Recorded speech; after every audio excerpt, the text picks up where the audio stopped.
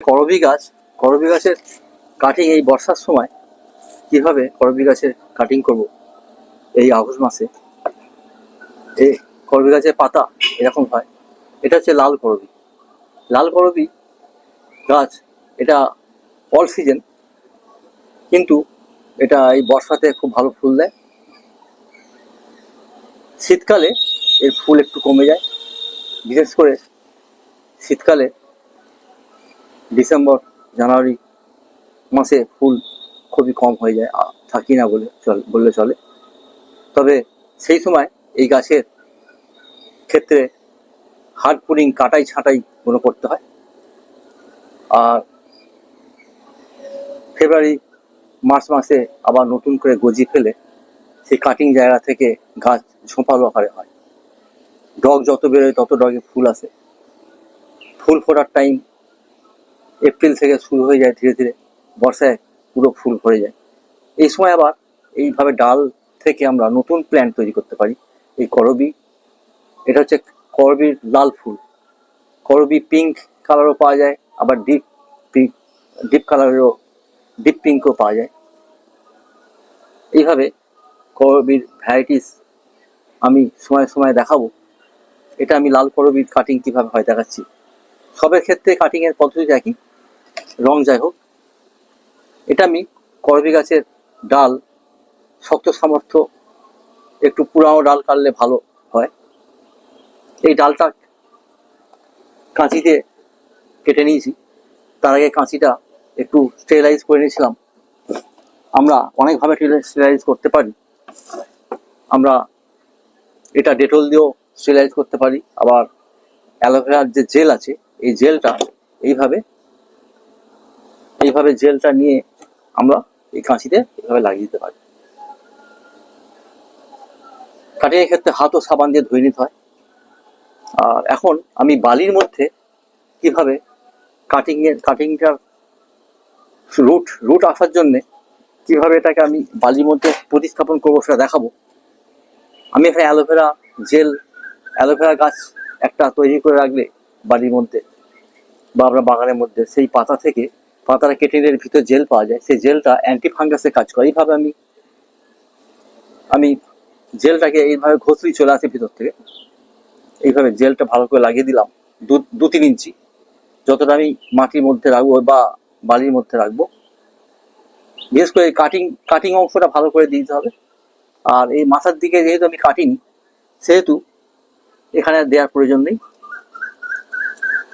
কাটিংয়ের ক্ষেত্রে এত পাতা রাখার দরকার নেই। আমি করবি গাছের পাতাটা কেমন দেখতে দেখাবার জন্য আমি এটা রেখেছি। এটা আমি কেটে দিচ্ছি।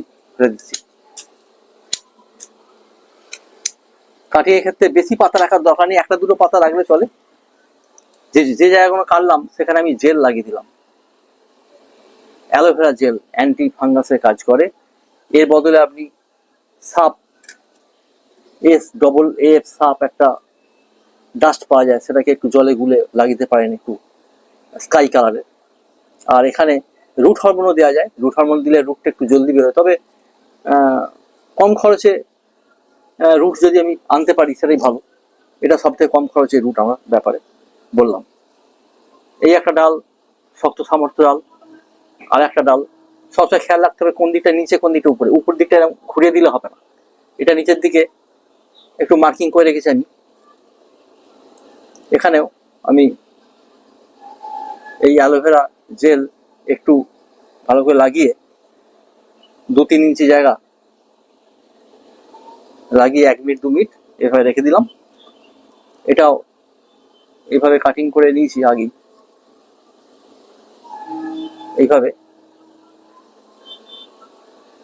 জেলটা এইভাবে ঘষলেই ভিতর থেকে চলে আসে।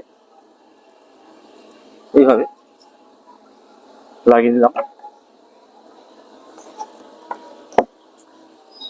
উপরে যেখানে কাটিং হয়েছে উপরের জায়গাগুলো লাগিয়ে দিতে হবে, যাতে ফাঙ্গাসের আক্রমণ থেকে এটাকে প্রতিরোধ করা যায়, যাতে প্রতিটা ডালেতেই আমরা রুট পেতে পারি। যেদিকে মাটির নিচে রাখবো সেদিকে যেমন আমি 2-3 ইঞ্চি জায়গা ভালো করে অ্যালোভেরা জেল লাগিয়ে দেবো, এবং উপরের দিকে যেখানে কেটেছি সেটাও আমরা একটু লাগিয়ে দেবো ভালো করে।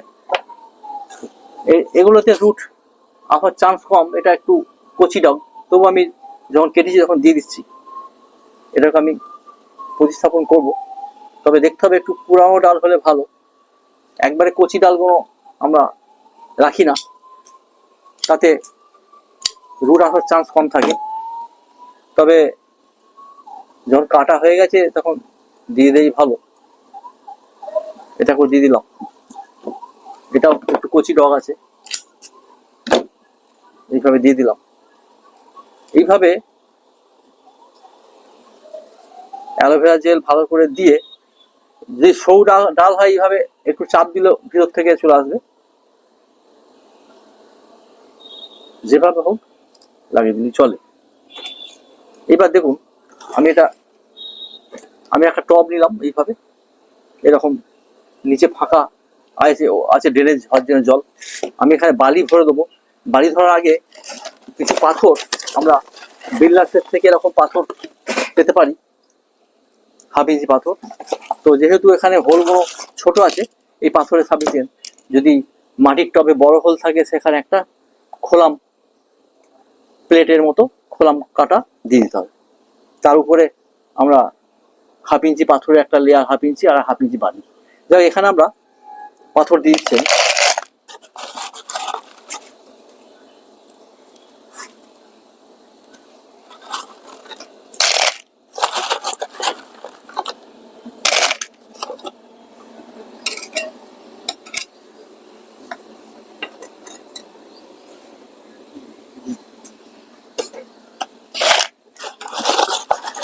হাফ ইঞ্চি লেয়ারে একটা পাথর দিয়ে দিলাম, এর মধ্যে বালি দিয়ে দেবো। যে বালি আমরা বাড়ি ঘর তৈরি করি, লাল বালি, সাদা বালি হলেও চলবে। বালিতে রুটটা ভালো খেলে। এক্ষেত্রে আমরা সয়েল মিক্সিং করে কোকোপিটের একটা মিক্সিং আমি দেখেছিলাম, তাতেও করা যায়। তবে এইটা অনেক কম খরচে আমরা রুট তৈরি করে নিতে পারবো। রুট তৈরির জন্য আমাকে 1 মাস ওয়েট করতে হবে। 30 থেকে 35 দিন পর আমি আবার দেখাবো কিভাবে রুট চলে আসছে। তারপর সেই রুট আসার পর সয়েল মিক্সিং করে, সেই সয়েল মিক্সিং মাটির টব বা পলিপ্যাক বা প্লাস্টিক টবের মধ্যে প্রতিস্থাপন কিভাবে করা যায় সেটাই পরে দেখাবো। এইভাবে দিয়ে এটা এইভাবে একটু হোল করে নিয়ে, বালির মধ্যে একটু গর্ত করে নিয়ে, বা টিপে দিলেও চলে। তবে টিপে দিলে কি হয়, এই অ্যালোভেরা জেলটা একটু মানে বালির মধ্যে মানে চলে যেতে পারে, যাতে অ্যালোভেরা জেলটা ভালোভাবে থাকে। কিছু পেনের অংশ বা কোনো কাঠির অংশ দিয়ে এইভাবে আমরা 3 ইঞ্চি, 2 ইঞ্চি, 2.5 ইঞ্চি বা 3 ইঞ্চি ভিতরে রাখবো বালির মধ্যে। এইভাবে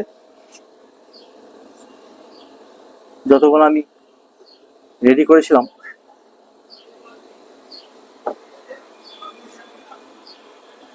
আমি বালির মধ্যে এগুলোকে এইভাবে দিয়ে দিলাম। এটাকে কিছুদিন ছায়া জায়গায় রাখবো, যেখানে বেশি জল পড়বে না। প্রতিদিন বৃষ্টির মধ্যে যদি জল পড়ে, তাহলে এটা ভিতর থেকে ফাঙ্গাসের আবার নতুন আক্রমণ শুরু হয়ে যাবে। তখন এটা 50% নষ্ট হয়ে যেতে পারে। হয়তো কিছু কিছু গাছ হলো, কিছু নষ্ট হয়ে গেল। যদি আমরা ছায়া জায়গায় রাখি, যেখানে আলো বাতাস চলবে, সূর্যের আলো হালকা এলো ঠিক আছে, সবসময় সূর্যের আলো লাগার প্রয়োজন নেই। একটু আলোকিত জায়গা, আলো বাতাস জায়গা, একটু সেটের মধ্যে এটা রেখে দেবো। 30-35 দিন পর যখন এর মধ্যে রুট চলে আসবে, তারপর প্রতিস্থাপন করার পর তারপর এটাকে আমরা বাগানে রাখতে পারি। যদি বাড়ির সামনে কারো ওপেন জায়গা থাকে, সেই ওপেন জায়গা বেড তৈরি করে রাখা যেতে পারে। এর কিভাবে এটাকে কেয়ার করা যায়,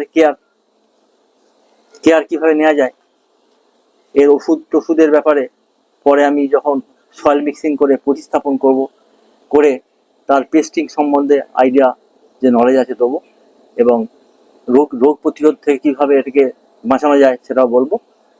আজকে এই পর্যন্ত, ভালো থাকবেন। এই হলো করবী গাছের খুব কম খরচে নতুন গাছ তৈরি। এটা হচ্ছে লাল ফুলের করবী। ধন্যবাদ, সাবস্ক্রাইব করে পাশে থাকবেন। আবার পরে দেখা হবে। নমস্কার, সকলে ভালো থাকবেন। Thank you.